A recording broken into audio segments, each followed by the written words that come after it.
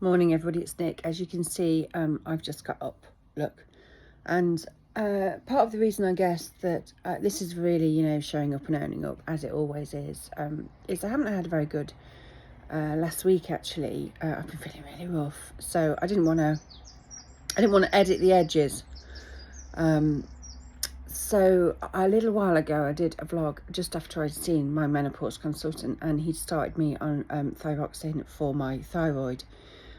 It's a little bit convoluted, so bear with me, because this is the challenge really, and it's a very privileged challenge. I absolutely get that. So my menopause consultant is somebody who I see privately, and I pay to see privately. But even though he's a private consultant, so he keeps my GP updated and makes recommendations to my GP within the NHS, and then for any further investigations and so forth that are required, that then gets driven and sold through the NHS, because I can't afford 100% private coverage. I can afford to go and see a private consultant a couple of times a year, but I certainly can't afford to have everything done privately. That would just be huge amounts of money that I don't have. There you go. So that's context. He had recommended that I start taking thyroxine because of my thyroid results, which come in consistently over a period of a few months. And on the back of that, I was also sent to see another endocrinologist within the NHS, based on my menopause consultant's recommendations, because he wanted my pituitary gland to be checked, and your pituitary gland basically controls your thyroid. That's why I wanted it to be checked, and it's in her head. So I went to see this consultant at an NHS hospital last week. Actually, I was really impressed because the dots had been joined. He'd got my letter from the consultant, from my private consultant. He'd got my latest blood results. He got my letter from my GP. So the dots had already been joined. Now, that doesn't always happen between private and NHS in my experience. But he completely agreed with my menopause consultant's diagnosis and said, stick on the thyroxine, and we're going to do some very detailed blood tests in a couple of weeks to try and get to the root cause of what's going on. So, is this a transitional menopause thing, or is there something else we need to look at? Now, what I've been told is that thyroxine takes a little while to really kick in and start to work. So I've been taking it for just over 4 weeks now, and certainly the last 3 or 4 days I have been feeling increasingly really poorly.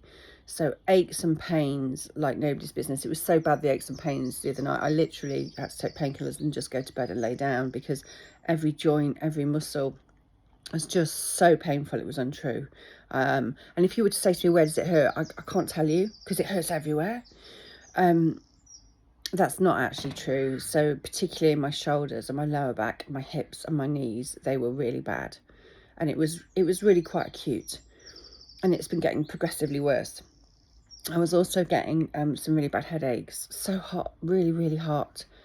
Actually feeling much more tired. So I'm back to having to nap every day at the minute. I can't go through the day without a nap. And I'm really exhausted, really exhausted. But it doesn't, if I'm honest, again, it doesn't feel like my estrogen exhausted, because I'm not sad.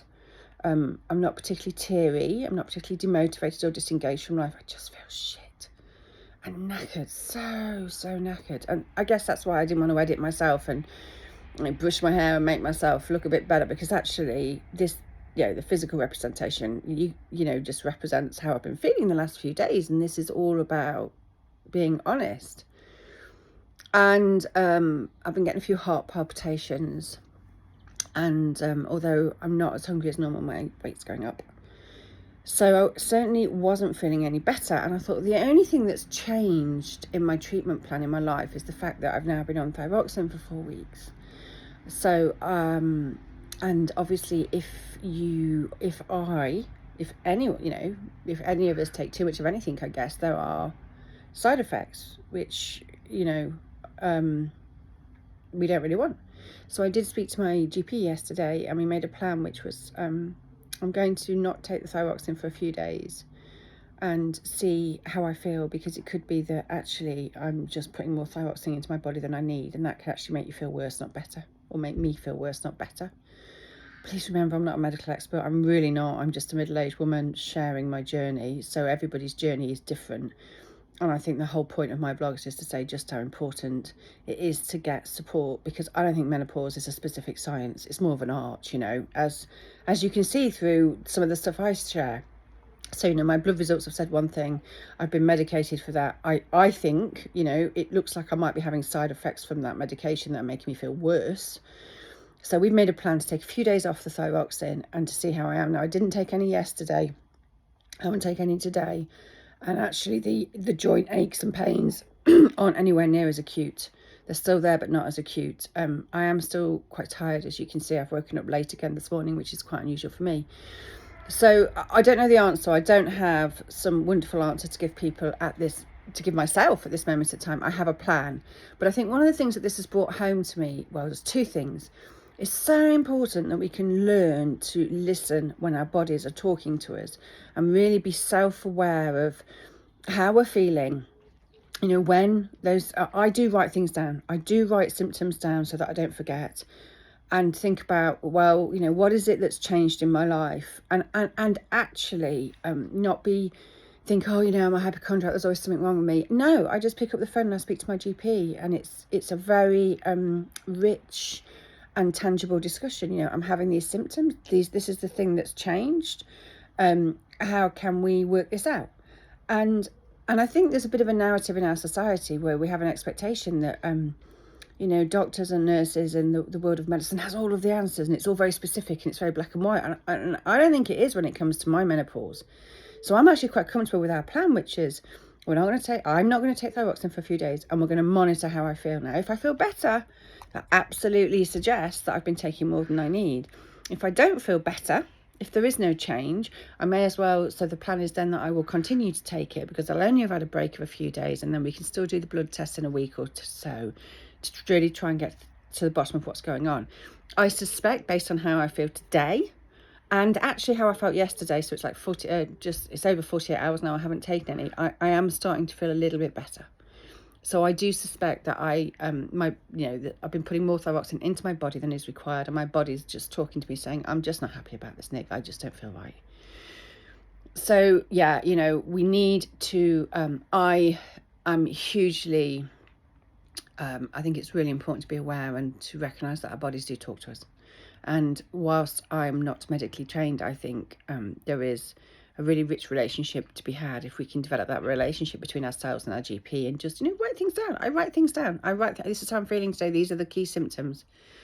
And I reach out and I talk, in a constructive way, because I don't want to feel like that. I want to live life to the fullest and the best that I can each and every day. And I appreciate that means, I will get more tired. I am getting older. My body won't be like it was 20 years ago. That's all fine with me. I don't have any problem with that at all, as long as it's as good as it can be today. What I have a problem with is when there's something that's just a little bit broken that needs my attention. And then I want to give it my attention and make it right. So, and the second thing is, just this is why we need, I guess there's a lot of nuances and grey areas, I think, when it comes to my menopause. And it's about reaching out and talking. I'm going to talk to my GP. We're going to do this little experiment over the next few days. We'll then that's the next best step. Then after that, we'll work out the next best step. And after that, we'll work out the next best step. Sometimes, there isn't this grand plan, this end-to-end answer. Sometimes it is just, what is the next best step? And then we'll work it out from there. We'll work it out from there. And again, for me, this is, as ever, just more storytelling to show, the tapestry, the rich tapestry of the menopause, and how we need to be empowered, I think, as women, to be able to understand what's happening, but to have the touch points to reach out to talk to. So in this case, I do need to reach out and talk to some medical professionals about what's happening, what is or isn't happening with my thyroid. But another day it might be that I want to reach out and I need some more therapeutic support. Maybe I need to talk to somebody and try and get to the bottom of my psychological wounds that are coming up. Maybe I need to be kind to myself and do some more holistic physical movements. I find yoga incredibly helpful. The other thing I sometimes do as well is some breath workshops that I go to. So there's this whole variety of things that I might reach into at different points dependent on how I'm feeling, and you know, that's beautiful, because that is stuff that all exists in this world and can be really accessible if we give our permission to be able to access it. And I think the menopause is a multifaceted phase of life, and maybe it's one phase which helps us almost brings our wholeness together, right? Almost brings all of our needs into one place to help us understand what's going on.